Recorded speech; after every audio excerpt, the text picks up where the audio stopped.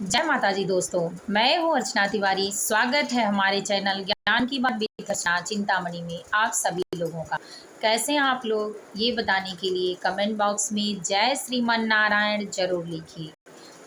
आशा है, उम्मीद है, विश्वास है अच्छे होंगे। माता रानी की कृपा आप सभी लोगों के परिवार पर, आप पर बनी रहे। दोस्तों, आज की वीडियो में हम बात करेंगे पंचक यानी भीष्म पंचक कब से शुरू हो रहा है, एकादशी कब है, एकादशी में क्या करें क्या नहीं करें, एकादशी की तिथि की शुरुआत कब से हो रही है, एकादशी कार्तिक मास में क्यों है इतना महत्वपूर्ण, एकादशी यानी देव उठनी एकादशी कब है, एकादशी की पूजा कैसे की जाए, तुलसी विवाह कैसे किया जाए।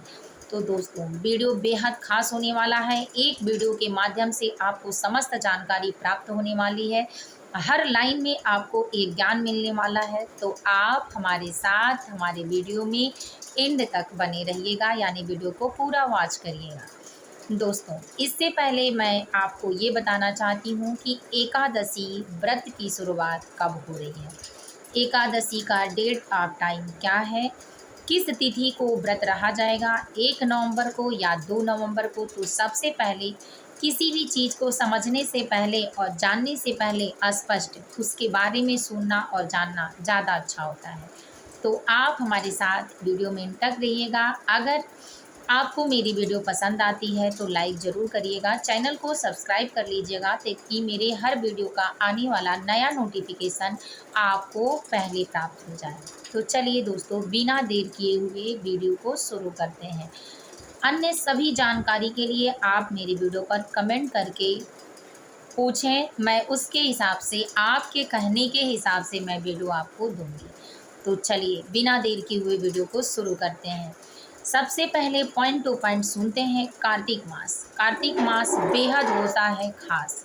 कार्तिक मास में भगवान विष्णु की पूजा की जाती है, सूर्य नारायण माता तुलसी की पूजा की जाती है। कार्तिक महीना 12 महीने में उत्तम महीना होता है और इस महीने में किया गया पूजा पाठ दान पुण्य अक्षय फल की प्राप्ति देता है।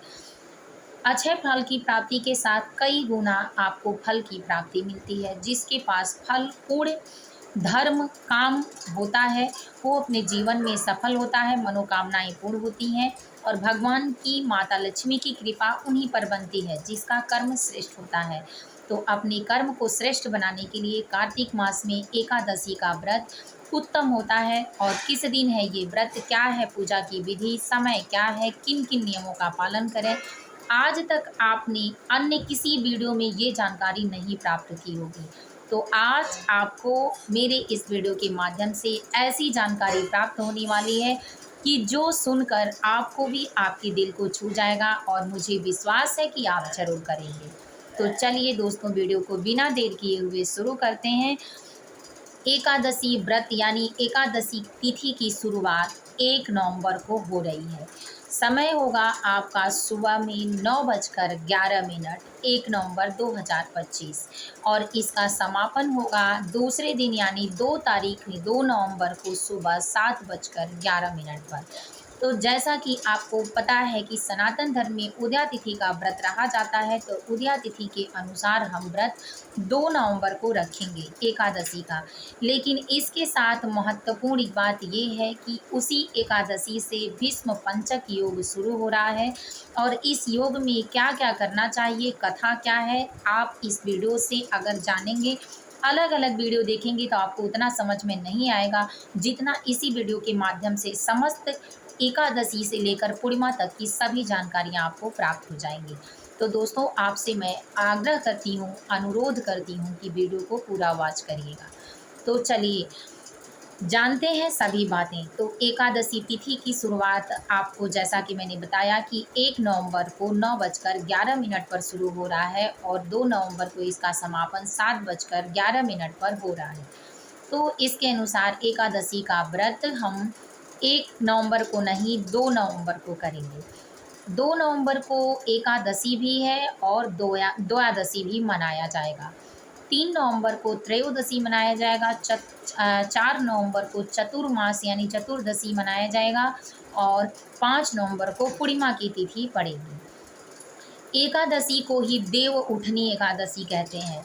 उसी दिन भगवान विष्णु 4 महीने के शयन के बाद उठते हैं। लग्न स्टार्ट होता है, माता तुलसी का विवाह होता है। इस बार एकादशी की तिथि बहुत अच्छी पड़ी है। जैसे एकादशी में माता तुलसी का विवाह नहीं होता है, उस दिन पूजा पाठ सिर्फ शाम के समय दिया जलाना, भोग लगाना भगवान विष्णु को तुलसी माता का होता है। लेकिन इस बार एकादशी की तिथि बस उतने तक और द्वादशी पड़ने के कारण एकादशी की तिथि में शादी हो पाएगी।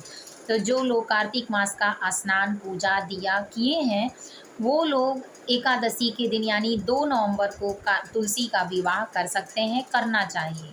विवाह की समस्त प्रक्रिया के लिए मैं अलग से वीडियो डालूंगी, आप ज़रूर वॉच करिएगा और चैनल को सब्सक्राइब कर लीजिएगा ताकि आने वाला हर वीडियो आपको।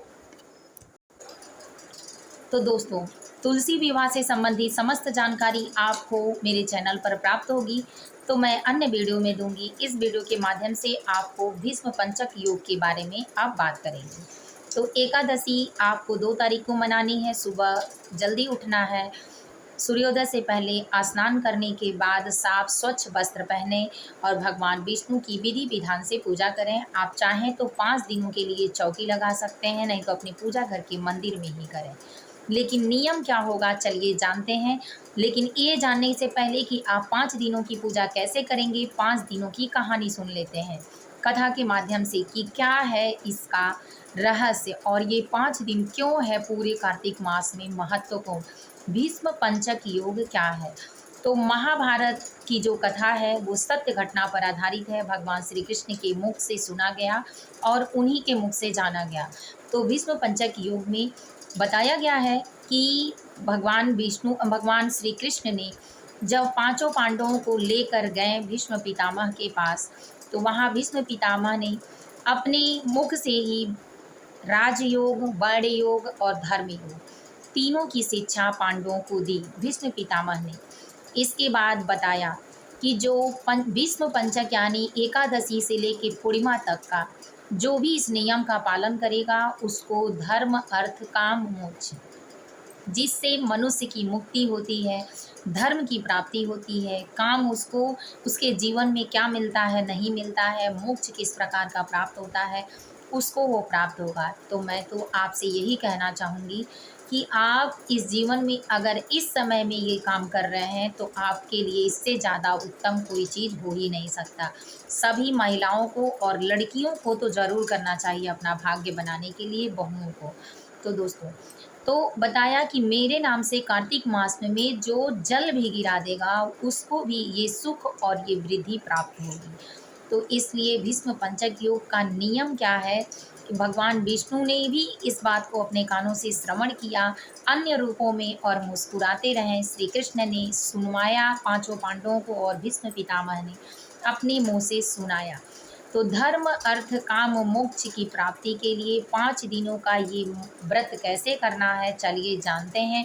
बिल्कुल सरल और आसान विधि के द्वारा एकादशी तिथि से शुरुआत करें और एकादशी के दिन भगवान विष्णु को उनके चरण पर कमल का पुष्प अर्पित करके प्रार्थना करें।